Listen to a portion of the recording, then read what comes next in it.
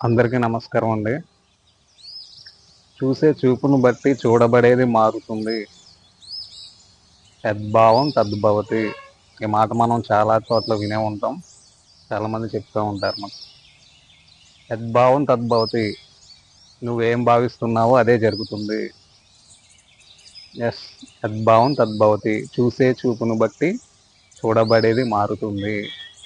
మనం ఒక వ్యక్తిని ఏ కోణంలో చూస్తున్నామో, ఏ విధంగా చూస్తున్నామో, మన మైండ్లో ఆ వ్యక్తి పట్ల ఏవైతే భావాలు ఉన్నాయో ఆ వ్యక్తి మనకి ఆ విధంగానే కనిపిస్తాడు. ఒక వ్యక్తికి మనకి ఎప్పుడైతే డిస్కషన్ రావడం జరుగుతుంది, ఆ వ్యక్తి మనకి ఏదో అంటాడు, ఆ మాట అనడంలో మనం వెంటనే ఆ వ్యక్తి మీద ఒక శత్రుత్వం అనేది ఒక ముద్ర వేసేసి ఆ వ్యక్తిని మన మైండ్లో పెట్టేసుకుంటాం, శత్రువు అని. ఆ వ్యక్తి మనకి కంటికి కనిపించిన వెంటనే మన మైండ్లో ఉన్నటువంటి ఆ ప్రోగ్రామింగ్ అనేది యాక్టివేషన్ అవ్వడం జరుగుతుంది. ఆ వ్యక్తి మనకి శత్రువులాగానే కనిపిస్తాడు. అంటే చూసే చూపును బట్టి చూడబడేది మారుతుంది.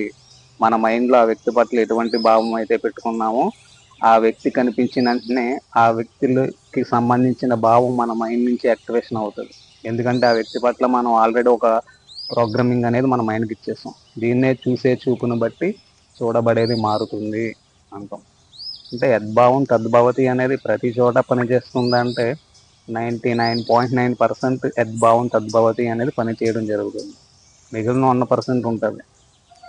కొంతమంది అడుగుతూ ఉంటారు, నేను ఒక వ్యక్తిని ఎంత మంచి కోణంలో చూసినా, ఎంత మంచి దృష్టిగా చూసినా ఆ వ్యక్తి నాకు మూర్ఖంగానే ప్రవర్తిస్తున్నాడు, మూర్ఖంగానే కనిపిస్తున్నాడు అని చెప్పేసి కొంతమంది అంటూ ఉంటారు.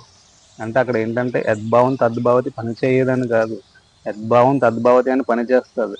కానీ మనం ఎంత మంచి కోణంలో చూసినా, మన దృష్టిని ఎంత మార్చి చూసినా ఆ వ్యక్తి మనకు మూర్ఖంగానే కనిపిస్తున్నాడు అంటే ఎస్, అక్కడ యాక్సెప్ట్ చేయాలి. ఎందుకంటే ఆ వ్యక్తి మూర్ఖంగానే ఉన్నాడు అనేది మనం అక్కడ గుర్తుంచుకోవాలి.